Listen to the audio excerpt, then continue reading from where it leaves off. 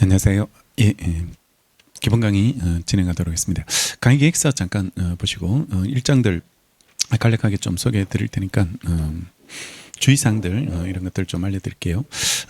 오늘부터 해서 그 7월 31일까지 진행되는데 작년 같은 경우는 그 보강을 한번 했거든요. 그래서 25일로 이렇게 끝났는데 최대한 보강 없는 게 좋아요. 저도 좋고 여러분들한테도 이래 도움이 되는데 현실적으로 불가능입니다. 이거는 반드시는 한 번은 하지 않을까라고 생각되고 마지막 날 이 교재를 두 권 정리하기 때문에 기출 7월 강의는 기출 문제를 풀어드리거든요.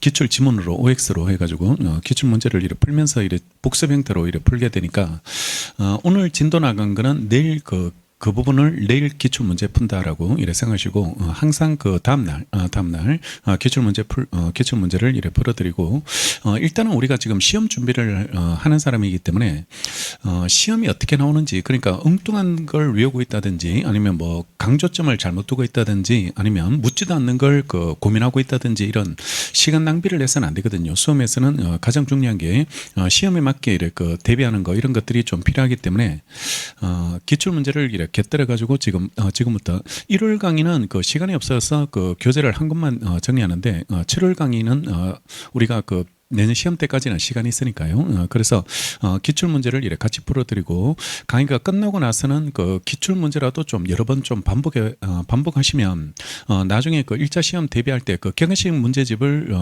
내년에 풀게 되더라도 거의 겹치는 게 많을 거 아닙니까? 기출 지문을 OX로 이래 다 정리하고 갔기 때문에 거기서 추가되는 거는 그래 많지 않을 테니까 그런 부담을 좀 덜 수 있도록 들게 하기 위해서 정리하고, 그리고 질문 같은 거를 하시는 방법이 강의 계획서 나오면 이메일 주소가 이래 올려져 있고 또 하나 방법이 저희 학원 사이트에 질문하는 공간이 있습니다. 그래서 학원 사이트에다가 질문해도 되고 여기 메일로 이래 보내셔도 이래 되는데 그런 질문도 많습니다. 그러니까 현실적으로 자기 교재에 필기한 그림이 독해가 안 된다고 해가지고 사진을 찍어서 이래 질문하고 싶을 때, 그때는 저희 학원도 사진 첨부 기능이 있는데 이메일처럼 깔끔하지는 않는가 봐요. 그러니까 좀 업로드가 이제 좀 버퍼링이 좀 생기는 그런 문제가 되는데, 메일은 사진 첨부가 쉽잖아요. 그러니까 카메라로 사진 찍어서 전화기로 그래서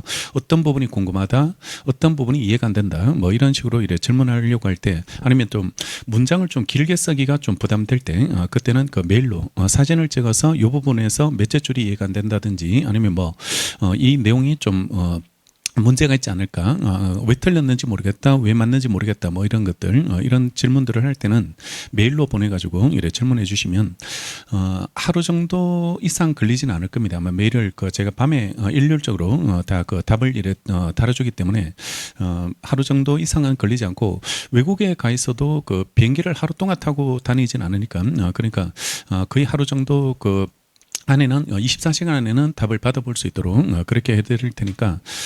그리고 또 이 교재를 제가 늘 가지고 다니진 않거든요. 그러니까 여러분들은 강의 보면서 300페이지 5번째 줄이 궁금해. 근데 300페이지 5번째 줄이 뭔지를 저는 몰라요. 그러니까 그걸 다 외우지는 못하게 이래 되니까 그렇게 질문하실 때도 이래 메일로 보내시면 됩니다. 사진을 찍어가지고 요 5번째 줄이 이해가 안 된다든지 뭐 이런 식으로 이래 질문하면 되고, 밑도 끝도 없이 학원 게시판에다가 300페이지 5번째 줄을 다시 한번 설명해달라, 이렇게 질문하시면 서로 민망합니다. 그리고 꼭 제가 답을 내용을 좀 첨부해달라고 이래 또 다시 한 번에 해결되지 않고 또 두세 번 왔다 갔다 해야 되니까 한 번에 해결할 때는 메일로 이렇게 질문해 주시면 되지 않을까라고 생각되고, 일단은 7월 강의는 교재를 두 권 풀어야 되기 때문에 기본 교재로 진도를 나가고 본 강의는 진도를 나가고 기출 지문 사전이라고 해가지고 이 부분은 올해 시험까지 반영해가지고 기출 문제가 이래 반영돼 있으니까 이 교재는 내일 복습 형태로 해가지고 이래 정리하고, 그러니까 강의를 가장 잘 따라오시는 거는 기본 강의 때 한번 듣고 그다음에 돌아가셔가지고 혼자 복습을 한번 하시고 미리 한번 풀어보시라. 미리 한번 진도 범위 내용들 이런 것들을 이래 풀어보시고, 이 본 강의 교재에도 OX 지문이 달려 있어요. 그래서 기본 교재 책에 있는 OX도 한번 풀어보시고 그리고 기출 지문 형태로 해서 다시 한번 더 풀어보시는데 일단은 자기가 잘 이해를 했는지를 확인해 봐야 돼요. 확인을 해보시는 게 이래 필요하고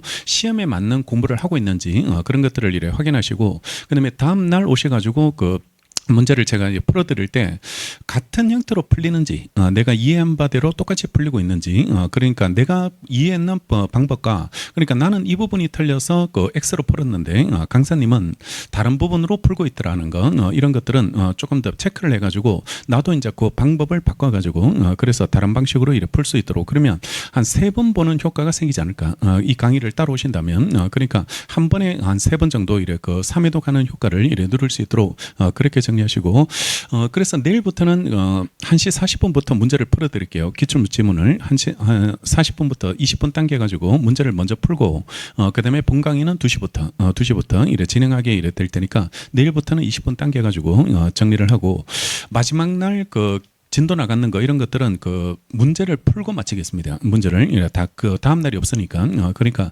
마지막 날 진도 그 나가는 부분에 대해서는 그 강의를 문제까지 다 푸는 걸로 그러니까 두 권이 다 끝내야지 이 강의는 끝나는 거도 끝나는 걸로 그렇게 이래 생각하시고 그리고 이 그 과목 자체가 그 인문 강의 때 말씀드렸지만 단어가 일단 용어가 일단 되게 어려워요. 용어 자체가 이제 흔히 쓰는 표현이 아니기 때문에 용어가 일단 어려우니까 인문 강의를 그 수강 안 하신 분들은 반드시 그걸 먼저 수강하고 먼저 듣고 따라올 수 있도록 그렇게 추천드리고 들었던 분도 중간쯤에 다시 한번 아니면 강의가 끝나고 나서 인문 강의를 한번 다시 한번 들어보시면 반복해서 이래 들어보신다면 조금 더 이해도나 이런 것들이 자기가 놓쳤던 부분들 이런 부분을 그 활용할 수 있을 테니까 그렇게 정리하고 일단은 지금 그 내일 모레 시험이 아니고 내년 시험을 대비하거든. 그 내년 시험은 되게 5월달 셋째 주에 시험을 보더라. 노무사 시험은 5월달 셋째 주에 시험을 보던데 뭐 일정이 변동이 될 수는 있는데 그 지금은 그 최근에 그 시험 봤던 그 평균은 무조건 5월달 셋째 주 토요일입니다. 셋째 주 토요일 날 이래 시험을 이래 보게 될 테니까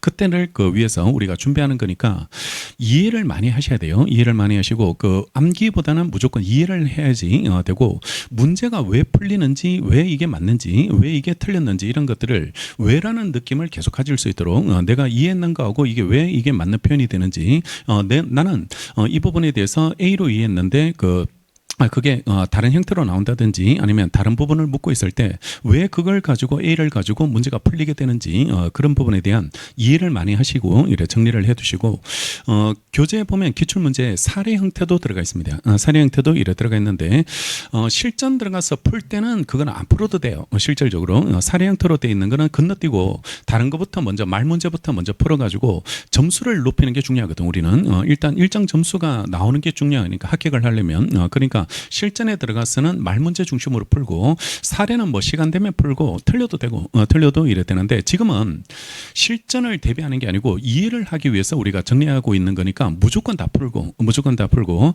사례 형태를 풀고 그게 이해되면 거의 다 그거는 내게 된 겁니다. 내 걸로 이래 만들어진 거기 때문에 대응용 문제가 나오는 것도 풀리고 있다면 그 부분은 많이 이해되신 거거든. 이해가 많이 된 거기 때문에 실전용에서는 그렇게 풀지 않는데 근데 우리는 지금 연습을 하고 있기 때문에 연습을 해야 되기 때문에 일단은 그 부분은 반드시 풀고 이해를 일단 하나씩 답을 찾아내는 게 중요하지 않아요. 지금은 답을 이래 골라냈다, 정답을 맞았다 이게 중요한 게 아니고 다른 지문이 왜 틀리고 왜 맞는지 이것까지 해결하고 넘어갈 수 있도록 그게 필요한 시점이니까요. 그러니까 이해를 다 하고 이래 넘어간다라고 생각하시고 그리고 우리는 민법을 공부한다기보다는 민법 시험을 공부한다 이런 느낌으로 민법 시험을 이래 공부하게 되니까 그러니까 민법을 한번 이래 그 인문 강의 때도 이래 들어보시면 알겠지만 상속도 재미도 있고 알아두면 좋겠다라고 이래 생각될 수 있게 이래 되겠지만 실전에서 그거 우리 시험 범위에서는 안 나오는 이야기들 이런 것들은 그냥 참고로만 알고 있었고 참고로 그런 제도가 있다는 정도 그 정도만 알고 있고 일단은 우리는 빨리 노무사 자격증을 따는 게 중요하거든. 자격증을 따는 게 필요하니까 시험 문제가 풀려야 됩니다. 시험 문제가 풀려야 되니까 민법은 재밌는데 시험 문제가 안 풀린다. 최악입니다. 이 강의를 잘못 접근하신 분이 이래 되게 되니까 시험이 풀려야 된다. 시험이 이래 풀릴 수 있도록 그러니까 어떻게 출제되고 어떻게 내가 어떤 부분을 밑줄하고 어떤 부분을 집중해서 공부를 하고 시간을 보내줘야지 될지를 그 길을 많이 고민하시라. 많이 고민하시고 1차에서 그 과목별로 그런 걸 고민해 놓고 2차에서도 어떤 걸 써줘야 될지 그게 돈 되는 표현들이 따로 있거든요. 점수 주는 거 이런 것들이 이래 따로 있게 될 테니까 강사님들이 이제 그런 걸 걸 그 찍어줄 거 아닙니까? 그죠? 골라주고 정리를 해주게 이래 되고 그걸 도움을 받기 위해서 우리가 고등학교 때부터 중학교 때부터 학원을 다닌 거고 그래서 학원에서 그걸 도움 받은 거니까 여기 와서도 똑같이 중고등학교 때 그 학원 다닌 것처럼요. 그래서 동일하게 그 부분을 도움을 받아 시험을 빨리 통과할 수 있도록 최대한 단기간 안에 이래 통과할 수 있도록 그게 맞게 하고 강사님들이 뭘 그 중요하다라고 이래 그 뭘 중심으로 공부하라 그러면 그게 무조건 맹신해야 돼. 맹신하고 내가 듣는 강의가 최고 강의다라는 그런 느낌으로 내가 보는 최고의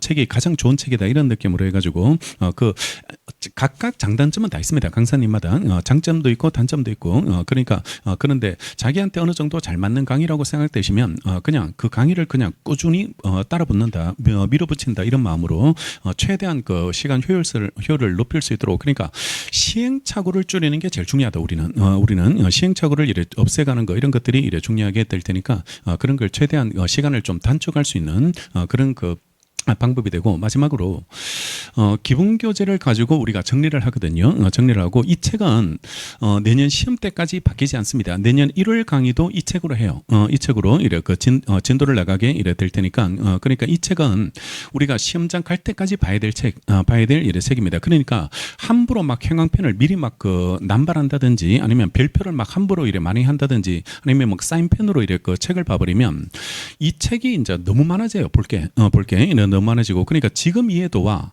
내년에 5월달 그 시험 보러 갈 때 이해도가 똑같지는 않을 거 아닙니까? 다시 점점 문제도 풀고 모의고사도 보고 이렇게 높아지게 이래 되게 될 테니까 마지막에 최종적으로 봐줘야 될 부분만 골라서 봐줘야 되거든. 그때는 시간이 없을 테니까 그러니까 마지막에 봐야 될 거는 정말 그 중요하고 내가 약점되는 부분을 중심으로 봐야 되니까 그런 부분만 형광펜이나 아니면 뭐 사인펜이나 이런 걸 통해서 눈에 잘 들어올 수 있도록 정리하고 초반에는 그냥 아직까지 모르는 게 많고 틀리는 게 많다 할지라도 그게 내년까지 끌고 가진 않거든요. 내년까지 이어지진 않게 이래 되니까 최대한 연필로 보고 틀렸는 문제들은 이렇게 표시를 하고 이해가 안 되면 이렇게 읽어봤는데 이해가 안 되면 물음표하고 넘어가고 물음표 왜냐 그러면 총칙이라는 부분이 왜 공통분모를 설명하다 보니까 뒤에 이야기가 많이 나오거든요. 우리 채권 이야기나 뭐 이런 것들이 많이 나오는데 그런 것들이 좀 이해가 안 돼가지고 문장이 잘 안 읽힌다든지 진도가 잘 안 나간다든지 이렇게 되면 그게 복습 시간이 너무 많이 걸립니다. 오래 이래 걸리게 이래 되니까 일단은 표시하고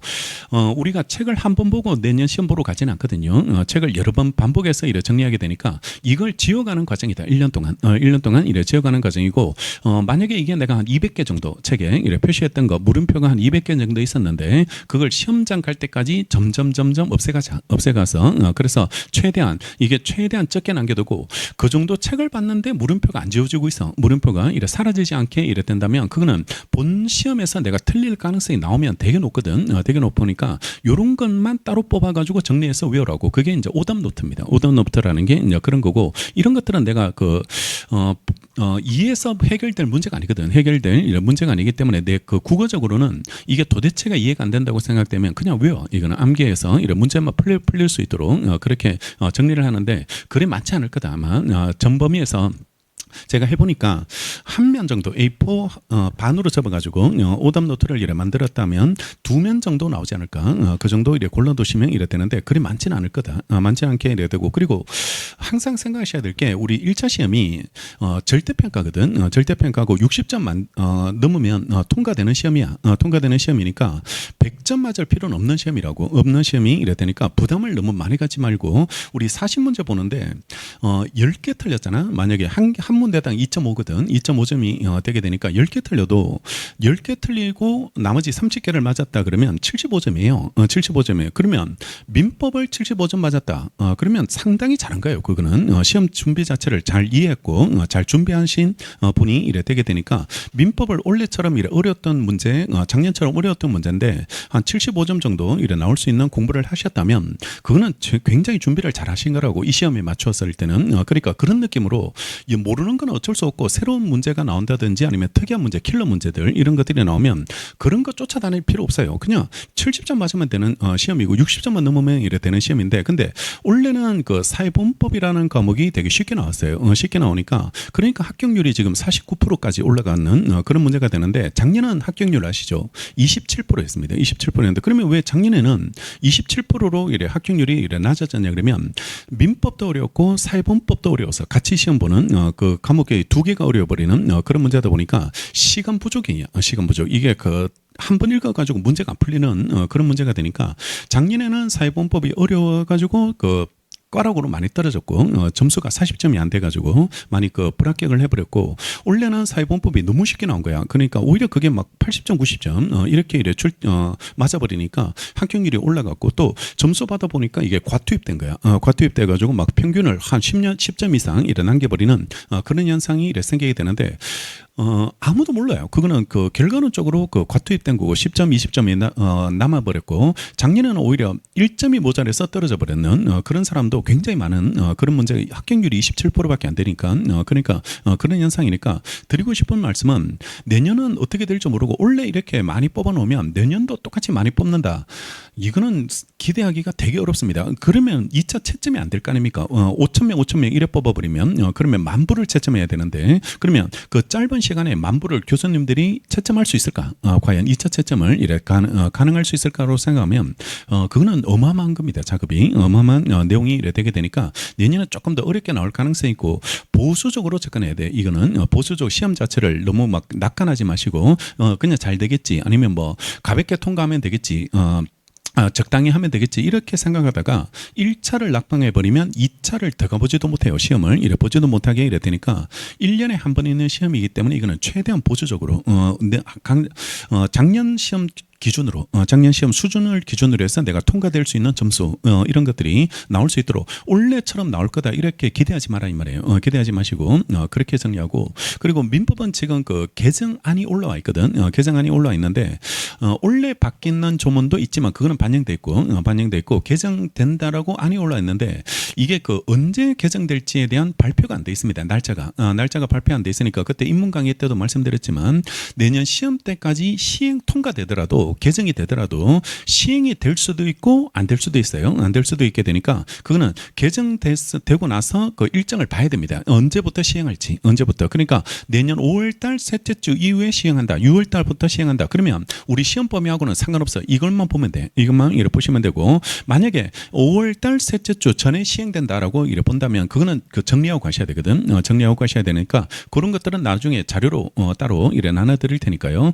그거는 따로 이래 추가한다라고 이래 생각하시고 모른다 이 말입니다. 아직까지 저도 모르고 국회에서 그게 일정 자체가 확정됐을 때 그때 정리할 수 있는 그런 부분이니까 그거 기다리고 있다가 갑자기 그 시행이 내년 이후로 이래 돼버리면 5월달 이후로 돼버리면 그러면 괜히 기다리는 그런 문제가 되니까 일단 기존 내용들을 가지고 준비해놓고 전부 다 바뀌지는 않거든요. 전부 다 바뀌는 게 아니고 우리 시험 범위와 관련되는 것도 들어가는 것도 있겠지만 그게 그리 많지 않고 기존 내용들을 중심으로 많이 출제될 테니까 그러니까 대부분 이걸 가지고 이래 문제를 만들 테니까요. 그렇게 생각하시고 준비를 해나가시면 되고 그리고 지금부터 수험 그 일정을 한번 이래 보여드리면 7월부터 해가지고 우리 그 1차 그 강의 준비 기간이 9월 초나 중순까지 9월 초나 이래 중순까지 이래 진행하게 이래 되고 여기서 이제 9월 1일 날 2차 시험이 있는데 대개 그 다음 주나 그 다음 주에 2차가 새로 시작합니다. 새로운 2차 강의가 시작하니까 여러분들이 2차 강의를 연기라고 해가지고 여기서부터 따라가시면 돼. 여기서부터 이래 따라가시면 이래 되고 노동법을 먼저 시작으로 해가지고 2차에서는 항상 그 시작 과목이 노동법, 2차 노동법이 이래 그 진행하게 이래 되니까 노동법을 통해서 이래 진행하고 이게 언제까지 가냐 그러면 선택 과목까지 이래 정리한다면 그때는 12월까지 가는 겁니다. 9월 달부터 해서 12월 달까지 연기. 12월 거의 한 셋째 주, 넷째 주까지. 그러니까 작년 같은 경우는 그 크리스마스에 걸렸어요. 제 강의 선택 과목이 제일 마지막에 끝나니까 크리스마스까지 강의를 하게 되는 그런 현상이 생겼던데 한데 거의 12월입니다. 지금은 거의 12월이 되고 그다음에 잠시 1주, 2주 방학을 하고 다시 1월 달부터 일기 강의가 일기 강의가 이래 시작이 이래 되게 되고, 일기 강의가 언제 끝나냐 그러면 3월 한 중순 정도, 3월 한 중순이나 3월 말까지 이래 일기 강의가 이래 시작되고, 4월 달부터 해서 2기, 4월 달부터 해서 2기가 이래 시작되고, 2기 강의가 이래 끝나는 시점이 6월 중순, 6월 중순쯤, 그때부터 2기 강의 끝나고 6월 중순부터 해서 지금 6월 말부터죠. 6월 말부터 한 주 쉬고 6월 말부터 해서 지금 3기가 시작되는 겁니다. 3기가 이래 시작되고 3기 강의가 그 6주거든요. 6월 말부터 해서 6주가 이래 진행되게 되니까 8월 한 중순까지 이래 정리되고, 시험은 내년도 아마 9월 9월 초에 이래 시험이 이래 시작되니까 2차 일정은 이렇게 됩니다. 그러면 요 중간에 1차가 들어가거든. 요 중간에 1차가 이래 들어가게 되니까 1차가 다시 시작하는 시점이 1월에는 기본 강의가 새로 시작해. 1월에 기본 강의가 이래 새로 여기서 했던 기본 강의를 여기서 새롭게 하는 1월에 진입하는 수험생을 대비해 가지고 기본 강의가 새로 시작되는데, 여러분들은 두 번 들을 필요는 없고 그냥 똑같은 강의거든요. 동일한 기본 강의이기 때문에 다시 1월 강의를 새롭게 들을 그런 필요 없고, 만약에 법이 개정되면 그거는 특강을 새로 해드릴 테니까 특강만 들으면 돼. 특강만 이래 들으시면 되고, 기본 강의를 두 번 들을 필요는 없고, 객관식이 여기 2월에 시작됩니다. 민법만 따로 뽑아가지고, 민법이 양이 많고 그 부담이 되는 과목이라 그래가지고 작년 같은 경우는 주말에 토요일 날 2월부터 시작해서 8주 했어요. 오전 오후로 해가지고 8주 동안 16번 정도 진행을 하게 됐고, 그러면 3월 중순까지 아니면 3월 말까지 해가지고 8주니까요. 8주니까 3월 말까지 해서 이래 진행하고, 다른 과목이 4월 달에 이제 객관식을 시작해요. 객관식을 시작하는데, 요거는 그냥 평일 강의로 해서 그냥 바로 붙여서 진행합니다. 바로 붙여서 이래 진행하게 될 테니까 이렇게 진행하고, 시험은 5월 달에 진행하고, 중간에 그 최종 정리 강의라고 해서 그 포데이 강의라고 해가지고 저희 학원의 마지막 마무리 강의가 이래 시작 정리되는데, 거의 4월 말 5월 초입니다. 포데이즈 강의가 4월 말 5월 초에 정리되고, 여기 중간중간에 뭐 특강이 들어가기도 해. 특강들이 들어가기도 하게 이래 되니까 특강을 이래 정리하는데, 요걸 융화를 시켜줘야 되는데, 그러니까 여기 연기 듣고 1기 들어가다가 이제 1기 따라가다가 주말에는 민법을 객관식으로 이래 정리할 수 있도록 그렇게 정리되는데, 문제가 여기에요. 2기 들어갈 때 여기가 거의 그 4월 말이면 4월 달 그 초면 중순이면 1차가 거의 한 달 가량 남을 그런 시점이 이래 되게 되니까, 여기에서 2차를 병행한다는 게 되게 부담이 이래 되게 될 테니까, 그러니까 1차에 대한 자신 없는 분들은 2차를 건너뛰어 버립니다. 2기를 이래 건너뛰어 버리고, 그다음에 바로 3기를 이래 넘어오게 되게 되는데, 이게 그 과정을 한번 빼먹고 이래 따라온다는 게 또 쉽지가 않거든요. 쉽지가 않게 되니까, 그러니까 요때 이제 선택이, 이걸 따라가시는 분도 있고, 동차반이라는 강의를 지금 그 2층에서 하고 있는 동차반 강의를 그걸 따라가시는 분도 있게 이래 되게 되는데, 드리고 싶은 말씀은, 이걸 같이 이래 끌고 가줘야지 동차 1년 만에 이래 끝낼 수 있게 이래 되게 되는데, 2차 내 과목, 1차 내 과목을 이래 같이 봐줘야 되거든. 같이 봐줘야지 이래 되니까, 그게 큰 그 부담이 될 거고, 마지막 여기서 정리할 때 그때 마지막 선택하는 게 굉장히 부담이 되는 그런 부분이 되고, 1차가 계속 사회보험법 조문만 1000개거든요. 조문만 이래 순수 조문으로 나오는데, 조문 볼 게 한 1000개 돼. 1000개 정도 이래 되다 보니까 굉장히 부담됩니다. 밑도 끝도 없이 막 외워야 되는 그런 문제가 이래 나오게 되는, 단답형으로 그냥 단순 무지성 암기를 이래 해줘야 되는 그런 문제가 이래 되니까, 여기서 2차를 같이 병행한다는 게 굉장히 부담이 이래 되게 되는데, 이때부터는 2차가 주말로 빠집니다. 일단 주말로 시작되고, 여기까지는 평일 주말이 평일반과 주말반이 병행하는데, 근데 여기서부터는 무조건 2차는 그 주말에 다 몰아가지고 토요일날 일요일날 이틀 동안 2차가 진행되거든. 2차가 이래 진행되게 이래 될 테니까, 그러니까 요걸 항상 끌고 가가지고 같이 이래 최대한 이래 같이 끌고 가서, 내년 1차 합격하고 1차만 붙는다고 해서 우리가 끝나는 게 아니거든. 끝나는 게 아니고 시험이 끝나야 되거든. 시험이 끝나야 되고, 시험이 끝나려면 이것까지 같이 끝나야 돼. 2차까지 이래 같이 붙어줘야지 이래 되게 되니까, 요게 부담이 되더라도 최대한은 그러니까 한 1차가 한 2주 남았다면 그때는 1차만 해야 되고, 1차만 한다라는 기본으로 이래 정리하시고, 한 2주 정도는 2차를 병행하지 말고 그냥 1차에 일단 1차를 붙어야 되니까, 그러니까 1차에 올인하고요. 그 전까지는 2차를 똑같은 비중을 못 하더라도 그러니까 1차에 한 70% 시간을 이래 쓰신다면 2차는 한 30% 시간을 쓴다든지 여기서는 반대로 2차에 80%를 쓰고 2차에 80%를 쓰고 1차를 한 30% 정도 20% 정도 왜냐하면 이거 한번 뜨거웠다고 해서 내게 되진 않았거든 아직까지 내게 되진 않았으니까 이걸 내 걸로 만드는 시간을 좀 가져줘야 돼 특히 민법은 내 걸로 만드는 시간을 가져야 되니까 이걸 다 보기 부담스러우면 이거라도 좀 같이 좀 보라고 이거라도 주말에라도 같이 좀 2차를 평일로 듣는다면 주말에는 뭐 1차를 하겠다든지 뭐 이런 식으로 계획을 그렇게 짜라고 계획을 이래 그렇게 짜서 이래 내가 같이 이래 병행을 해주겠다라고 정리하고 한 10번 정도 보겠다 만약에 내년 그 12월 달까지 한 10번 정도 이래 보겠다 이런 목표로 해서 이래 정리하셨다면 그러면 최고 손을 놓지 않고 계속 끌고 가셨다면 그러면 내년에 조금 더 수월해질 겁니다. 아마 그 친구는 객관식이나 이런 거 따라오실 때 조금 더 수월하게 이래 따라오시게 되고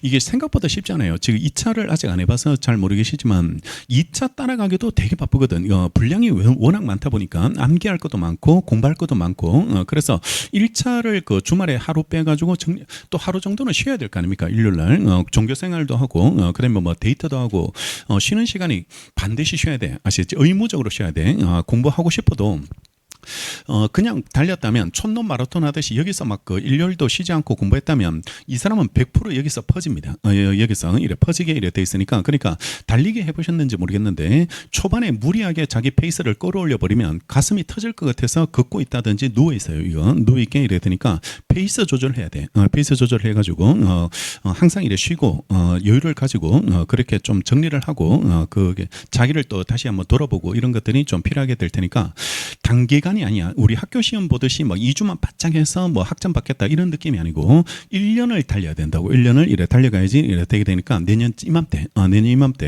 그때 내년 이맘때면 2차 시험이 거의 한 30일 정도 그러니까 한 달 정도 남게 되는 시험이거든. 8월 말까지니까 그 2달 정도 60일 정도 그 정도 남게 되는 그런 시험이 이래 시간이 이래 될 테니까 그때까지 내가 1차 붙고 2차를 끌고 가야지 그래야지 시험이 1년에 끝낼 수 있다라고 그렇게 이래 생각하시고 이게 부담이 되려면 될 수 있으려면 1차 특히 그 민법을 많이 하셔야 된다. 이 양이 제일 많은 과목이 이래 되고 막판에 민법이 어느 정도 정리되어 있다면 여기서 시간을 사회본법에 많이 쓸 수 있습니다. 많이 이래 쓸 수 있고 노동법은 여기서도 계속 보거든요. 노동법은 2차에서도 이래 보게 되니까 손을 안 놔. 놓을 수가 없는 노동법 2차를 봐야 되기 때문에 노동법은 계속 끌고 가줘야 되거든. 끌고 가게 돼 있다고. 끌고 가게 돼 있어. 그러면 1차에서 그 잘 안 보게 돼.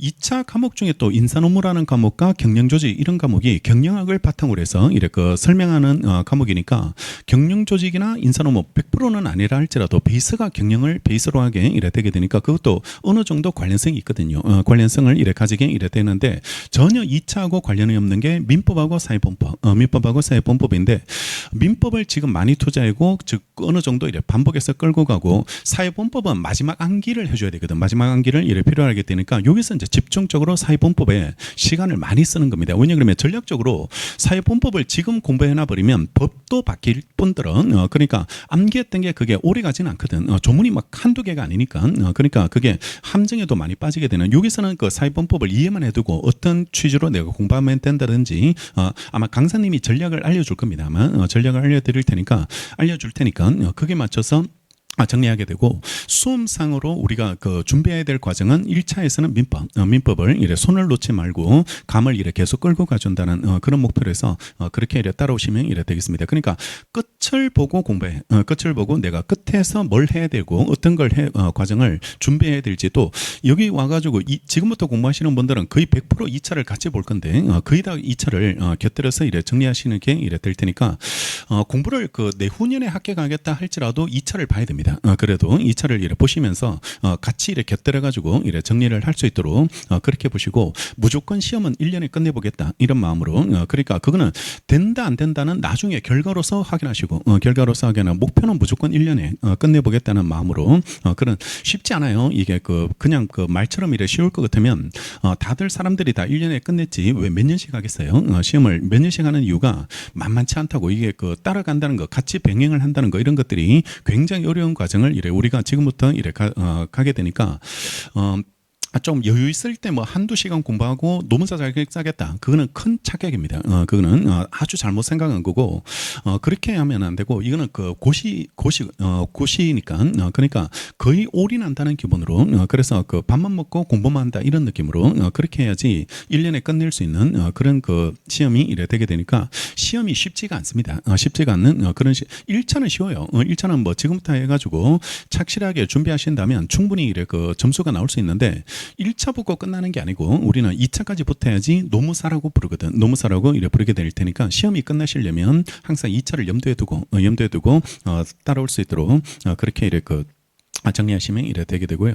그리고 교재 그 잠깐 보시면요. 교재 앞부분에 이제 머릿말 나오고요. 머릿말 나오고 그다음에 한 장 넘어가면 이제 그 기출 분석이라고 해가지고 앞부분에서 표가 나옵니다. 기출 분석이라고 해서 이래 표가 이래 나와 있고 몇 문제가 출제되는지 몇 문제가 이래 출제되는지에 대해서 그게 분석표가 이래 나오고 40문제가 시작되는 게 24년도부터였거든. 24년도부터 해서 40문제가 이래 시작됐는데 24년, 25년 2년 동안요. 2년 동안 분석표를 만드니까 일단 민법 총칙에서 15문제를 출제하고 있네요. 그죠? 15문제를 이래 출제하게 되는데 분석표를 보시면 오늘 진도 나가는 거는 한 문제도 안 나왔어요. 1년 동안, 2년 동안 한 문제도 이래 출제가 안 됐고 그리고 권리 부분에서 올해 하나 나왔네. 올해 하나 신의측 파트라는 부분이 있는데 그게 올해 하나 나오게 이래 되고 그다음에 자인인 부분에서 한 문제는 언제나 냈고 법인에서는 두 문제가 언제나 나오네요. 언제나 나오게 이래 되고 그러면 이런 것들은 패턴이 있을 겁니다만 패턴이 있을 테니까 내년도 이런 형태로 이래 출제될 가능성이 있다라고 그렇게 예측하시면 되고 권리 객체도 한 문제는 꼭 나오네. 물건이라는 부분에서 한 문제가 출제가 이래 되게 됩니다. 그러면 여기까지 진도 왔을 때 출제되는 기출 문제가 세 문제나 네 문제밖에 네 문제나 다섯 문제밖에 안 되네요. 네 문제나 다섯 문제밖에 안 되고 그러면 나머지 15개에서 10개는 어디서 나오냐 그러면 제 5장에서 나온다는 겁니다. 권리변동 부분에서 이래 출제가 되니까 여기를 힘있게 잘 봐야 되겠네. 여기를 힘있게 이래 잘 봐야 되겠다라고 그렇게 생각하고 앞에서 시간 낭비하지 말고 아시겠지? 그러니까 체력 낭비, 시간 낭비 이런 걸 하지 마시고 밑 뒷부분이 좀 중요하겠다. 뒷부분이 더 중요하게 잘 정리해야 되겠다라고 이래 보시고 어떤 애는 의사표시라는 부분이 4개나 나왔네. 4개나 이래 출제되고 있게 이래 되니까 이런 것들도 잘 그 경량 자체를 잘 보시고 잘 그 중요도를 그쪽에 두시면서 이래 정리하고 다음 페이지가 보면 채권 총칙이라는 부분과 채권 각칙이라는 부분이 있는데 이게 합쳐서 채권법이잖아요. 채권법인데 이게 25개야. 25개가 출제되고 있게 이래 되는데 채권 총칙이 작년에는 10개, 올해는 11개, 11개가 출제됐고 각칙 부분이 작년에는 15개, 올해는 14개, 14개 정도 이래 출제가 되고 있게 이래 되니까 하나씩 골고루 분포되고 여기는 특정 부분에서만 다 나왔다 이런 말을 못 하겠네. 그러니까 얘네들은 골고루 봐줘야 되겠다. 골고루 봐주는 거 이런 것들이 이래 필요하게 될 테니까 불법 행위가 마지막이거든. 채권법에서 마지막이 불법 행위가 되니까 여기까지는 긴장을 늦추지 말고 여기까지 문제가 골고루 출제되고 있으니까 그러니까 여기까지 내가 텐션을 계속 유지하면서 이래 끌고 가주겠다라고 이래 생각하고 시험이 자주 출제되고 잘 나오는 부분을 집중해서 잘 보자. 집중해서 잘 보고 그러면 시험이 안 나오는 부분들 이런 부분은 이해 중심으로 읽고 넘어간다 이런 느낌. 읽고 너무 시간을 낭비하지 마시고 읽고 넘어간다. 이걸 강약 조절을 좀 하셔야 되는데 자 본문을 보시면 본문에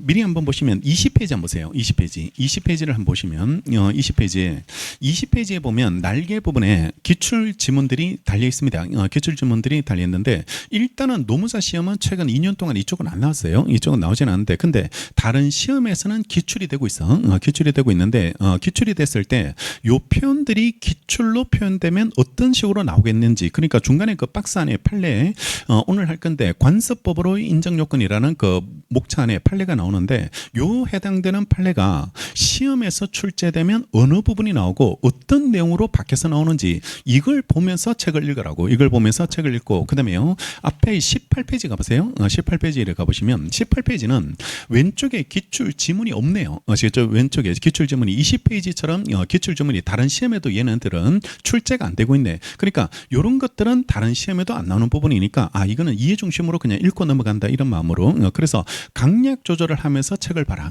책을 보시고 일단은 일단은 노무사 기출이 조금 더 진하게 표시되어 있습니다. 그 19페이지 보시면 그 1번에 노무사 기출과 아닌 부분 이런 부분을 이렇게 구분해서 이렇게 만들어 놨는데 그래서 노무사 기출을 조금 더 진하게 이렇게 표시했고 이거는 왜냐 그러면 일단은 이해도의 우선순위는 노무사 기출입니다. 노무사 기출을 우선순위로 두시고 그다음에 노무사가 어느 정도 이렇게 정리되셨다면 아직 우리 시험은 출제 안 됐지만 다른 시험은 기출되고 있다면 여기까지는 공부해 두겠다 이런 마음으로 여기까지는 공부해 두겠다는 마음으로 이렇게 정리하고 노무사도 기출 안 되고 다른 시험도 기출 안 된다. 그거는 우리가 확률적으로 나올 수는 있는데 확률적으로 그 부분은 관심을 두지 마시고 이런 것들이 있구나는 정도 설명이 필요한 부분 그러니까 도입 부분에서 좀 설명을 하기 위해서 그 교재에 실어놨구나 이런 느낌으로 그런 느낌으로 이렇게 책을 읽어주시면 되니까 처음부터 막 밑도 끝도 없이 다 중요하게 보지 마시고 이걸 강약 조절해서 이런 부분을 잘 보고 이 부분을 가볍게 본다 이런 식으로 복습할 때 혼자 책을 읽을 때도 그렇게 보고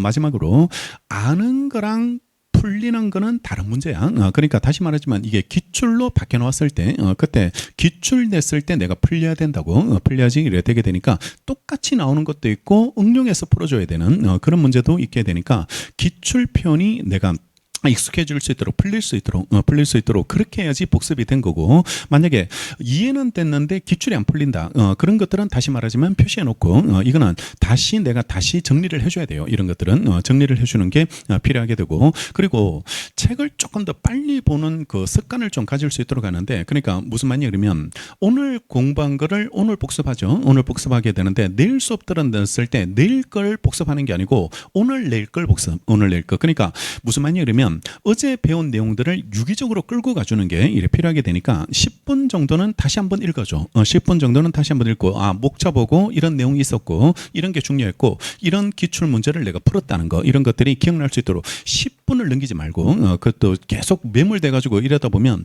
복습 시간이 안 나올 수 있으니까 딱 10분 정도 딱 10분 정도만 어제 배웠던 내용들을 그렇게 보고 3일째 공부할 때는 이틀치를 10분 동안 어제 배웠던 내용들에서 이런 것들이 있었고 이런 것들이 중요했고 이런 것들을 기억하고 있어야 된다. 이런 식으로 감을 계속 끌고 갈 수 있도록 하시고 이 책 끝날 때까지 하는 게 제일 좋은데 그게 쉽지는 않으니까 일단은 민법 총책 안에서는 그렇게 하고 채권법에 들어가면 채권법 안에서 이렇게 이런 형태로 이렇게 정리하시면 될 테니까 책장을 이렇게 계속 여러 번 넘긴다는 기분으로 책장을 여러 번 넘겨보겠다는 이런 기분으로 해서 단락별로 누적 진도로 이렇게 복습하시고 그리고 실질적으로 그 2차일 때 많이 필요한 부분인데 일단은 내가 강의 목표를 정해야 돼요. 내가 강의 목표를 이래 정해서 내가 2차 공부할 때 어떤 걸 목표로 해서 노동법에서 가장 중요한 것들을 한번 뽑아봐서 노동법에서 가장 중요한 부분들 가장 A급이라고 생각되는 부분들이 있거든. 생각되는 부분들이 있게 이래 되는데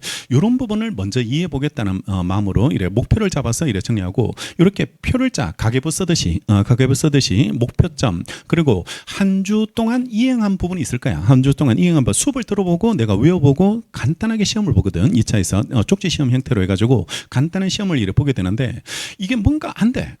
잘 안 써져. 표현이 안 나온다든지 아니면 뭐 외우고 썼는데 그게 시간 내에 못 썼다든지 이러면 문제점이 여기 발견되거든. 자기 문제점이 안 써지고 안 외워지고 시간이 너무 많이 걸렸다든지 아니면 뭐 이해도가 떨어졌다든지 이런 걸 목표를 먼저 정해놓고 그 주에 내가 일주일 동안 수업을 들어봤는데 가계부 쓰듯이 써봐. 가계부 쓰듯이 이번 주에 이 과목에서 내가 문제점이 이런 게 발견됐다는 거 이런 것들이 발견됐다. 그러면 다음 주 목표점은 이걸 해결하는 목표를 잡아야 되겠죠. 이걸 해결하는 목표. 그러니까 그냥 학원에 와서 그냥 수업을 듣고 복습하고 이래 따라가면 안 되고 이번 주에 나타났던 문제점을 적어봐. 문제점을 적어보고 다음 주 그걸 해결하는 목표점을 가지고 수업을 들어야 돼. 수업을 2주차를 이래 따라가시고 그게 해결됐는지를 다시 써보는 거야. 확인해 보시고 해결된 게 있고 해결 안 된 게 있다면 그러면 해결 안 된 부분을 다시 왜 해결 안 됐는지 왜 해결이 이래 되지 않는지 뭐가 원인이 뭔지 이런 것들 이런 걸 모아보고 그걸 한 달치 모아봐. 한 달치 모아봐서 내가 성취율이 어느 정도 됐는지 성취율이 어떤 것들이 성취됐고 어떤 것들이 보완이 됐는지 또 어떤 것들이 해결되고 있는지 해결이 안 되고 있는지 이런 것까지 이래 보고 연기 끝났을 때 그 과목에 대한 총평을 적고 연기 듣고 나서 느낌 머리에 남는 게 있고 남지 않는 게 있고 이해가 된 부분이 있고 이 부분은 한 번 읽어서 이해가 안 되더라. 이해가 안 되고 그리고 중요하다고 생각됐는데 그만큼 와닿지가 않는다. 왜 중요하다고 말했는지 이런 걸 이래 적어가지고 이런 것들을 통해서 다음에 일기 따라갈 때는 다시 그걸 읽어보는 거야. 읽어보고 그 부분에 대해서 연기 때 내가 느낀 점 이런 걸 가지고 다시 일기를 따라가는 겁니다. 일기를 따라가면서 다시 해결된 부분, 해결되지 않는 부분 이렇게 따라가야 돼. 안 그러면 밑도 끝도 없이 따라가면 이게 정말 끌려다니다 끝나버립니다. 쫓아다니다 끝나버리고 자아를 완전히 잃어버리고 어디를 외워야 되는지 내가 뭐부터 해야 되는지 어떤 게 문제점이 있는지 그걸 언제 고민하냐 그러면 여기 답안지 쓰는 시간이 여기 연습하는 시간이에요. 2기가 연습하는 시간 모의고사 보는 그런 시간이고 실전 모의고사는 여기서 보거든. 실전 모의고사는 여기서 이래 보게 되는데 이게 후회가 많이 돼요. 연기 때 내가 조금 더 철저하게 꼼꼼하게 어떤 걸 보완을 했으면 더 좋았겠다 이런 느낌을 이렇게 가지게 되는데 미리 해 아시지? 그러니까 시험 떨어지고 와서 다시 또 공부하면서 그걸 또 반복해서 몸으로 느끼지 마시고 그러니까 대개 수험생들이 그 겪는 고민들 이런 것들이 항상 있게 되니까 그러니까 일기를 꼭 써봐라. 일기를 이렇게 꼭 써보고 그걸 가계부처럼 정리해. 가계부처럼 정리하고 연기 끝났을 때 과목별로 이렇게 평가들 이런 것들을 따로 이렇게 만들고 성취도 뭐 이런 걸 표로 만들어도 되고 아니면 마인드맵처럼 이렇게 만들어도 되고 자기 스타일대로 정리하는 방법들이 있을 테니까요. 그러니까 아니면 컴퓨터 같은데 이런데 노트북 같은데 그런데 정겨놓고 그걸 클라우드로 이래 다운 받아가지고 핸드폰에서 항상 이래 읽어보면서 내가 문제점이 뭐였는지 내가 어떤 부분이 힘들었는지 이런 것도 체크해. 공부 시간을 내가 목표로 잡았는 게 뭐 주에 50시간 이상 공부하기로 이래 그렇게 목표로 잡았는데 성취도가 되는 경우도 있고 되지 않는 경우도 있고 이런 경우를 슬럼프라는 게 오거든. 또 이래 공부하기 싫을 때가 있잖아. 항상 이래 로봇처럼 공부가 잘 되지는 않을 테니까 그러니까 그런 것들이 올게 되는데 그런 것까지 표시해. 그러니까 내가 왜 이 부분에서 슬럼프에 빠졌는지 왜 공부를 하게 힘들게 됐는지 이런 거 계속 체크해야 돼. 계속 체크하면서 내가 어떤 부분을 그리고 안 되는 부분이 있으면 해당 과목 강사님하고 좀 상의를 해. 상담을 한다든지 아니면 이러이러한 문제점이 있는데 혹시 해결책이 같은 그 수험생을 겪어봤거든. 이 강의하시는 분 저도 그렇고 그러니까 오랫동안 수험생을 해봤어요. 저는 오랫동안 사시부터 해가지고 시험도 많이 떨어져 봤고 그러니까 그런 고민을 엄청 했다고 엄청하게 이래 되게 되니까 그냥 막연하게 따라가면 안 되더라고. 시험은 왜냐 그러면 우리나라에 태어난 사람들은 엄청 열심히 살아. 되게 열심히 살고 그리고 막 노무사를 일생일대 마지막 기회다 이렇게 생각하고 들어오는 사람도 꽤 있더라고. 꽤 있게 되네. 설렁설렁하는 사람만 여기 들어왔었으면 그냥 뭐 살짝 하더라도 걔네들을 제끼고 내가 시험을 붙을 수 있겠던데 야 이 만만치 않더라고. 이놈들이 목숨 걸고 한다든지 막 최선을 다해서 정리해야 되겠다라고 인생의 마지막 목표다 이런 뭐 느낌으로 해서 그렇게 이래 정리하는 사람들이 있게 되니까 걔네들을 이겨내려면 나도 그 수준까지는 가져야 됩니다. 그 수준까지 그 정도 열의, 그 정도 열정 이런 걸 가지고 공부를 해줘야지 내가 걔네들을 이길 수 있는 거지. 생각해봐요. 10,000명 시험 봐가지고 일단 1차에서 50% 가까이 붙었다. 원래 5,000명 가까이 이래 12,000명 시험 봐가지고 5,000명 붙고 5,000명이 이래 합격했고 그러면 그 5,000명이 작년에 합격했는 사람들 뭐 2,000~3,000명하고 합쳐서 2차를 봐야 되거든. 합쳐서 2차를 보고 최소 인원 합격이 330이야. 330을 이래 그 이상 붙여주기도 하는데 작년 같은 경우는 딱 330 맞췄더라고. 330을 맞춰가지고 330이 이래 합격하게 됐는데 그러면 그 정도 합격률을 이래 가진다면 어마어마한 겁니다. 이거는 경쟁률 자체가 어마어마하게 이래 되게 되니까 안이하게 그냥 그 학원 수업 듣고 그냥 평이하게 따라가서 그래 따라가 그냥 그 대부분 떨어지는 사람 군에 속해버리는 그런 문제가 되니까 뭔가 다르게 출발해야 됩니다. 뭔가 다르게 출발하시고 뭔가 다르게 고민을 해보고 공부했던 방법 패턴은 똑같지만 조금 더 신경을 쓰면서 따라와야 돼. 신경을 쓰시면서 이래 따라오셔야지 이래 뭔가 남는 게 있게 이래 되고 여기 와서 후회를 안 해요. 후회를 하지 않게 이래 되니까 그때 출발할 때 잘못됐다든지 아니면 뭐 출발 때 뭘 잘못했다든지 이렇게 이래 처리되는데 되게 바쁩니다. 이게 한 가지는 않아요. 요즘 연기 때부터 굉장히 하는 것도 많고 학원에서 요구하는 것도 많고 강사님대로 그 양도 난이도나 이런 것들을 상당히 수준을 높여가지고 이렇게 강의하기 때문에 옛날 그 수험 분위기가 아니에요. 옛날 수험 분위기나 이런 느낌이 아니기 때문에 경쟁이 치열하기 때문에 그래요. 경쟁이 치열하기 때문에 그리고 또 이미 동차반에서 선행을 하고 들어온 사람도 있고 선행을 하고 2차를 미리 선행하고 들어오신 분도 있게 이래 되니까 그런 사람들을 또 이겨내려면 나도 그에 맞는 뭔가를 해야 돼요. 뭔가를 해야지 이래 따라붙게 이래 되는 거지. 똑같이 해서는 좀 쉽지 않은 그런 문제가 이래 되고 이미 걔네들 얘네들은 출발선이 다르다고. 이게 세상 불공평한 게임을 내려 하고 있는 그런 느낌이 2년 공부한 사람도 있고 3년 공부한 사람도 있고 그러니까 이미 앞에서 뛰고 있는 사람도 있게 이래 되게 될 테니까 같이 경쟁해서 이겨내시려면 나도 같이 그 정도 속력으로 뛰어줘야 됩니다. 뛰어줘야지 이래 붙을 수 있다라고 그렇게 생각하시고 그런 마음으로 이래 정리를 하셔야 되고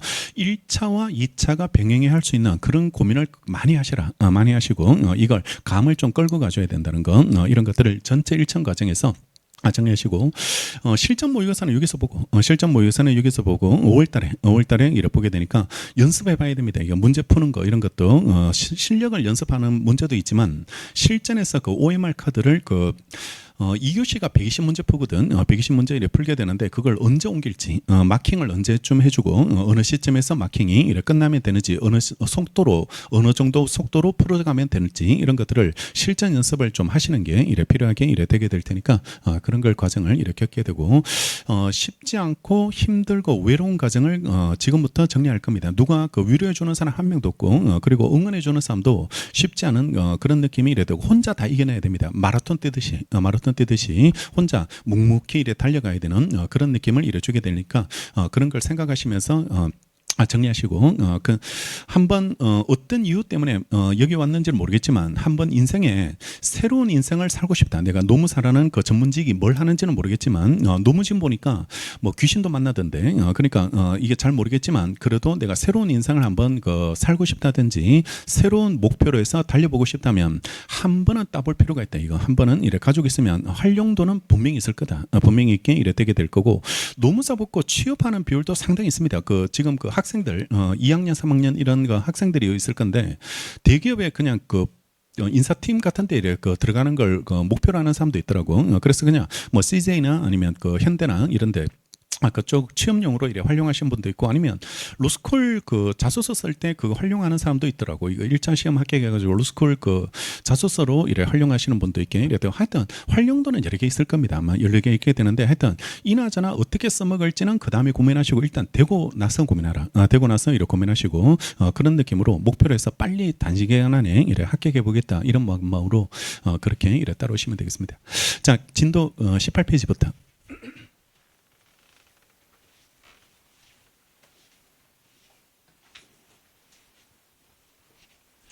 일단은 입문 강의 들었음을 전제로 해서 진도하기 때문에 혹시나 입문 강의 안 들은 분들은 빨리 들으셔야 돼요. 빨리 듣고 이래 따라올 수 있도록. 그래서 용어가 일단은 자유롭게 좀 정리될 수 있도록 그렇게 이래 수강하시면 이래 되겠습니다. 18페이지. 먼저 민법이 뭘까? 민법이 뭔지 민법의 개념들이 나오게 이래 되는데요. 1번 사법이고 일반 사법이고 실제법으로서의 민법이라고 이래 부르게 되는데요. 1번 사법이 먼저 나오게 되는데 우리나라 법에 사법도 있고 공법도 있더라. 공법도 있게 이래 되는데요. 사법과 공법을 가르는 기준은 학설로도 꽤 많습니다. 이거는 기준점을 나누는 분류하는 방법이 학설들이 여러 개 있는데 가장 일률적인 대표적으로 통용되는 부분은 수평관계.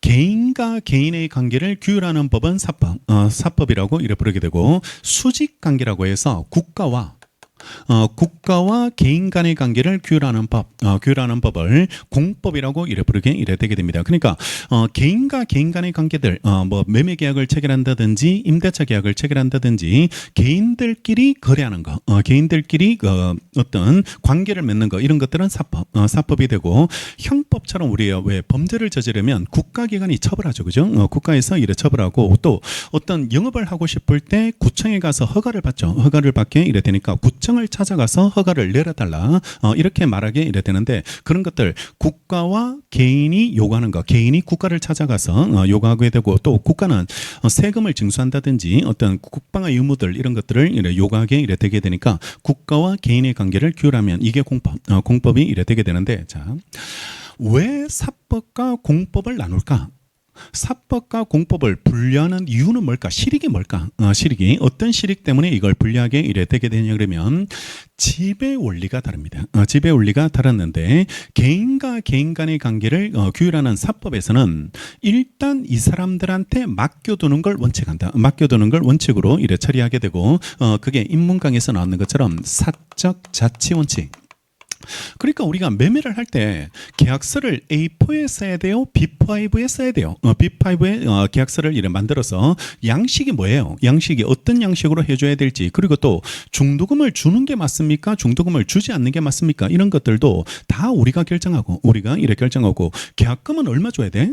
계약금은 반드시 얼마를 주는 게 이래 타당하게 이래 될지가 이런 문제가 되는데, 그것도 일반적으로는 10%를 줘. 1할 정도를 계약금으로 주는데, 법에서 그러면 1할 주라고 규정하고 있을까? 없어요. 그런 것들은 없고, 그냥 개인적으로 대개 사람들이 통상적으로 계약할 때 1할 정도 주더라. 1할 정도 이래 주게 되고, 우리는 20% 받겠다. 20% 계약금을 20% 정도는 주셔야 되겠는데요 라고 한다면 상대방과 합의만 되면 다 할 수 있습니다. 합의만 되면 다 할 수 있는 거. 그래서 개인들한테 맡겨두는 게 원칙. 개인들한테 맡겨두는 게 원칙인데, 근데 공법은 국가와 그 개인의 관계를 이렇게 막 사적 자치처럼요, 자기한테 우호적이고 편한 사람들, 우호적이고 그 지지하는 사람들한테만 그 어떤 서비스를 제공하고, 예컨대 뭐 세금이나 뭐 이런 것들, 전기, 수도 이런 것들, 의료보험 이런 것들을 자기한테 우호적인 사람들은 편의를 봐주고, 자기한테 비판적이고 어떤 악감정을 가지고 있는 그런 반대 세력들, 이런 사람들, 자기를 찍지 않은 사람들, 이런 사람들한테는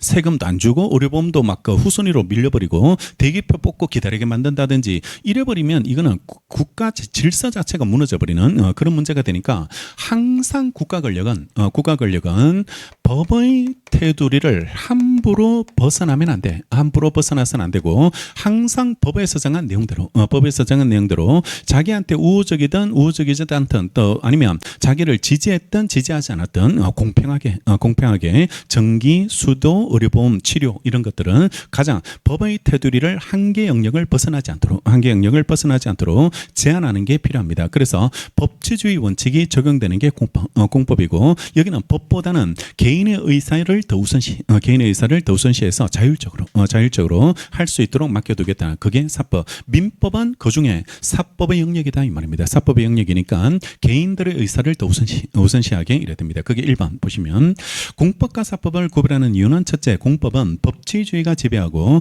가벼운 마음으로 보자 이런 것들은 기출이 안 되고 있는 이 부분이니까 가볍게 한번 정리하고, 앞으로 우리가 바라볼 때, 이 과목을 바라볼 때는 이런 느낌으로 읽어가자, 이런 취지입니다. 이런 취지가 이래 될 테니까, 여기를 중심으로 해서 내가 이 책을 이해하고 이 파트를 이해해보겠다, 이런 마음으로 정리하시면 되니까, 사법은 사적 자치 원칙을 기본 논리로 하게 되고요. 둘째, 법률 관계에 분쟁이 있을 때 공법의 영역에서는 행정심판이나 행정소송으로 처리. 그러니까 국가기관이 뭘 안 해줘. 나한테 뭘 부당하게 대우한다든지 차별적으로 대한다는 법의 태도를 벗어나서 국가 권력을 운용하고 있고 남용하고 있게 이랬단다. 공권력을 함부로 부당하게 나를 상대로 행사하고 있다면 그때는 다퉈야 되겠죠. 다퉈야 되는데, 그때 제기하는 소송을 행정소송이라고 부르고, 여러분들 2차에서 보는 시험, 2차에서 보는 과목, 필수 과목이 행정쟁송이라고 이렇게 부르게 되는데, 이거 두 개입니다. 행정심판, 행정소송, 이런 걸 두 가지를 여기서 이렇게 정리하게 되고, 근데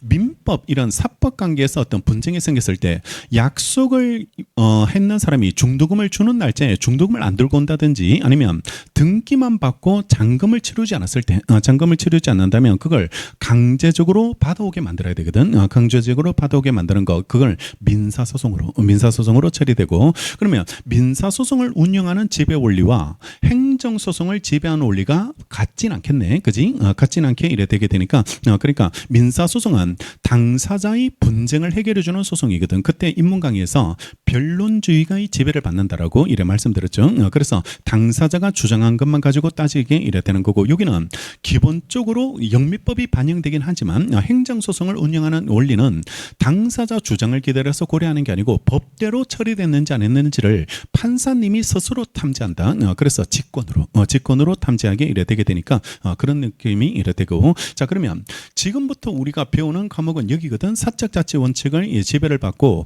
변론주의의 원칙에 따라서 소송도 운영하는 민사소송의 정리를 이래 받게 되는데, 근데 이런 경우에 있어서 항상 사회각은 예외가 나오거든. 예외가 나오게 이래 되게 되는데, 예외적으로 오늘 할 겁니다. 원래는 당사자 주장을 기다려서 판결해주는 소송인데, 민사소송은 판결해주는 소송인데, 근데 예외적으로 민사소송에서도 당사자가 주장하지 않아도 판사님이 스스로 찾아야 되는 게 있습니다. 스스로 찾아야 되는 게 있게 이래 되는데, 즉 직권으로 판단하는 게 있거든. 그러니까 이런 게 이 시험에서는 많지 않겠죠. 이 파트에서는 많지 않게 이래 될 테니까 직권으로 판단한다 이렇게 나오면 무조건 왜요? 그거는 이 소송에서는 예외니까, 예외가 이래 되게 될 테니까 무조건 안기한다라고 보고, 그런 건 특이하고 총 모아봐도 많지 않거든. 많지 않게 이래 되게 되니까 직권으로 따지는 거 이런 것들은 다 이래 정리한다라고 이래 생각하시면 이래 되는데, 민사소송에서 직권으로 탐지할 게 뭘까? 판사님이 당사자 주장을 기다리지 않고 직권으로 찾아야 될 게 뭘까? 법입니다. 법이 있는지, 법을 가지고 판결을 해주거든. 법을 가지고 판결해 주는데, 그러면 법도 당사자가 찾아와야 될까 이 말이거든. 법도 당사자가 이 법으로 판결해 주세요라고 이렇게 찾아와야 될지인데, 법은 판사님이 잘 알겠죠. 일반 국민보다는 판사님이 잘 알으니까 법이 있는지 없는지, 해당 분쟁을 해결하는 법이 있는지 없는지는 그거는 직권으로 이래 따져주는 게 타당하게 이래 되게 됩니다. 이렇게 하나씩 나올 건데 그래 많잖아요. 시험 범위에서 그렇게 많지 않게 이래 되니까 나올 때마다 발표하고 나올 때마다 정리한다라고 그런 관점으로, 그러니까 공부할 때 이런 느낌으로 정리하면 돼. 이 과목을 이래 잘 이해하면 그러면 이게 원칙인데 예외적으로 이렇게 따지는 경우도 있는데 이게 많지 않겠구나. 왜냐 그러면 예외가 많아버리면 그게 원칙이지. 원칙이 많고 항상 예외는 말 그대로 예외적 현상이니까요. 그래 많지 않을 그 부분이니까 그런 것들은 따로 모아서 외우자 이런 마음으로 이런 느낌으로, 시험은 그걸 중심으로 많이 나올 테니까 반대로 낸다든지 이렇게 그 출제하게 이래 되게 될 테니까 그런 걸 잘 구별하고 잘 이해하시면 돼. 이해하시면 이래 될 테니까 시험 공부라는 게 그런 걸 정리하는 거, 그런 걸 정리하는 게 시험 공부가 이래 되게 되겠죠. 그다음에 2번 일반 사법입니다. 민법은 사법 중에서 일반 사법이라고 부르게 되는데요. 이거는 뭐냐 그러면 개인과 개인 간의 관계를 규율하는 법을 사법이라고 이렇게 부르게 되는데, 여기는 다시 모든 개인이기만 적용되는 법이 있고 개인들 중에서 특정인한테만 적용되는 법이 따로 있고 이걸 특별사법이라고 불러. 특별사법이라고 이렇게 부르게 되는데, 이게 상인들한테만 적용되는 상법이 따로 있습니다. 상법이 이래 따로 있게 이래 되는데, 회사 관계들 규율하는 법, 회사 관계를 규율하는 법을 상법이라고 이래 부르게 이래 되는데, 회사도 개인이죠. 회사도 이래 개인이 이래 되게 되는데, 개인들 중에서 특정인들한테만 적용되는 법을 상법이라고 이래 부르게 되고, 민법은 그런 거 따지지 않고, 민법은 뭐 회사든 상인이든 따지지 않고 개인이기만 하면 다 적용되게 이래 된다. 그래서 이걸 일반 사법이라고 부르게 됩니다. 2번 민법은 사법 중에서도 일반 사법인데요. 즉 민법은 인간에게만 하면 누구에게나 일반적으로 적용되는 것을 예정하게 이래 되고, 이에 대해서 특별사법의 대표적인 것으로서 상법이라는 게 있다. 상법이라는 게 있게 이래 되는데, 상법은 영리를 목적으로 활동하는 상인을 그 적용 대상으로 한다는 점에서 일반 사법인 민법과 이래 구분한다라고 부르게 이래 되게 되는 겁니다. 상법은 왜 상법이라고 부를까요? 상인을 왜, 장사하는 사람을 상인이라고 부를까? 이 말의 기원은 어디서 찾냐 그러면, 그 중국의 천추 그 진나라가 왜 중국을 최초로 한번 통일했잖아요. 통일하게 이래 되는데, 그 전에 춘추 전국 시대인데 진나라에 의해서 이제 멸망을 당하는 나라들이 있게 이래 되는데, 그 통합을 하니까 멸망하는 나라인데, 그중 한 나라가 상나라는 게 있었습니다. 상나라라는 게 있고, 이 사람들이 나라를 잃고 전국을 흩어지면서 뿔뿔이 흩어졌는데, 이 나라 사람들이 장사를 되게 잘했나 봐. 장사를 이래 되게 잘하니까, 그러니까 상나라 사람이거든. 상나라 사람이라고 해서 상인이라고 부르고, 그걸 규율하는 법을 상법이라고 이렇게 불러서 말이 그렇게 만들어졌습니다. 중국에서 이렇게 만들어졌고, 우리나라가 한문 영향을 받다 보니까 그 상자를 그대로 쓰는 겁니다. 상나라 할 때 그 상자를 이렇게 그대로 써서 상인 이렇게 부르게 이래 된 거죠. 자, 그다음에 3번 실체법으로서의 민법이 이래 되게 되는데, 실체법은 권리의 변동을 규율하는 법을 이래 실체법이라고 이래 부르게 되고, 변동은 세 가지죠. 권리가 발생되고 변경되고 소멸되는 거 이걸 공부하는 법, 이걸 공부하는 법이 실제법이 이래 되고 이게 제대로 이행되지 않았을 때 왜 강제하는 방법이 있었죠. 민사 소송을 통해서 이래 강제하게 이래 되는데 그 소송 절차를 규율하는 법, 규율하는 법을 말 그대로 절차법이라고 부른다. 민사소송법 이런 것들이 행정소송법, 민사소송법 이런 것들이 절차법이 이래 되게 될 테니까 절차법이 소송 관계를 규율한다라고 이래 평가하시면 이래 되는 거죠. 보면 민법은 권리와 의무의 발생, 변경, 소멸 이걸 합쳐서 변동일이라고 부르게 되는데 이걸 규율하는 실제법이라고 이래 부르게 되고 실제법상 의무 위반이 있는 경우에는 일정한 절차를 거쳐서 그 의무 이행을 강제하게 되는 겁니다. 그죠? 강제하게 되고 그러한 절차를 규율하는 법을 절차법이라고 부르고 민사소송법이 다르게 이래 되는데 여기서 차이 나는 점은 실제법은 사람마다 계약마다 달라질 수 있습니다. 그러니까 뭐 부동산 살 때 아니면 뭐 담배 살 때 커피 살 때 이렇게 계약의 종류나 사람마다 이래 차이가 생길 수 있는 게 실제법이 이래 되는데 민사소송을 진행할 때 대통령이 와서 소송하든지 민사소송을 아니면 뭐 장관이 와서 소송하든지 아니면 일반 근로자가 소송하든지 민사소송하는 것은 똑같은 절차로 움직여줘야 돼. 절차로 움직여줘야 되고 절차가 오락가락하면 안 돼. 이 사람이 왔을 때 소송하는 방법과 이 사람이 왔을 때 소송하는 방법이 달라지면 안 돼. 달라지면 안 되니까 모든 절차는 동일하게 구성이 되고 운영이 돼줘야 돼. 운영이 이래 돼주는 게 이래 필요하게 됩니다. 그래서 절차법은 절차 안정을 목적으로 하는 법이다 보니까 기본 원리나 진행 방법 이런 게 차이가 이래 생기게 됩니다. 그러면 어떤 과목이 공부하기 쉬울까? 실제법이 공부하기 쉬울까? 절차법이 공부하기 쉬울까? 분량이 이게 절차법이 많을 수가 없는 겁니다. 많을 수가 없게 이래 되고 이 절차는 바뀌지 않거든요. 누가 와도 다 똑같은 절차에 따라서 운영되는 법이기 때문에 절차 과정을 중시하는 거, 절차 안정, 절차 과정 이런 것들을 중시하는 법이고 그 관점에서 바로 보면 되는데 이게 양이 얼마 안 되지만 단어나 내용 이해하는 게 왜냐 그러면 소송을 한 번도 안 해봤기 때문에 우리가 특히 또 국가를 상대로 소송하는 걸 한 번도 안 해보는 그런 문제가 되다 보니까 와닿지가 않습니다. 이거는 와닿아요. 이런 것들은 우리가 직접 안 해봤지만 많이 봤거든요. 우리가 이렇게 개인과 개인 간의 관계를 부동산 사는 거 옆에서도 보고 드라마에서도 나오게 이래 되는데 이런 거 드라마에서 본 적이 있나? 우영우 보면 어떤 나무를 잘라내기 위해서 어떤 동네를 이래 방문하는 그런 부분이 나오게 되는데 그게 행정소송이거든. 행정소송이 이래 되는데 그런 거 우영우 파트에서도 한 파트에만 나오는 그런 부분이다 보니까 기억도 잘 안 나. 팽나무인가 무슨 뭐 마을이 이름이 뭐였나 뭐 이런 게 이래 되는데 그것도 기억도 잘 안 나는 그런 스타일이거든. 그러니까 와닿지가 않는 거예요. 그러니까 느낌을 와닿지가 않으니까 이게 이해가 안 되는 그런 문제가 이래 되니까 추천하는 방법은 와닿게 만들어야 됩니다. 이걸 그러니까 한 번에 이해하려고 하지 말고 그냥 3번을 그냥 나는 듣는 걸 추천한다. 3번을 그냥 행정소송을 선행을 하고 싶다면 그냥 강의를 그냥 선행을 한번 3번 정도 들어봐라. 3번 정도 들어보고 그냥 한 번에 잡으려고 하지 말고 일단은 절차를 보면 돼. 위에서 이렇게 운행하고 이렇게 진행되는구나. 이런 것들을 보면 같은 이야기를 계속한다. 이런 느낌을 가질 때까지 보라고. 같은 느낌을 계속하고 있구나라는 거.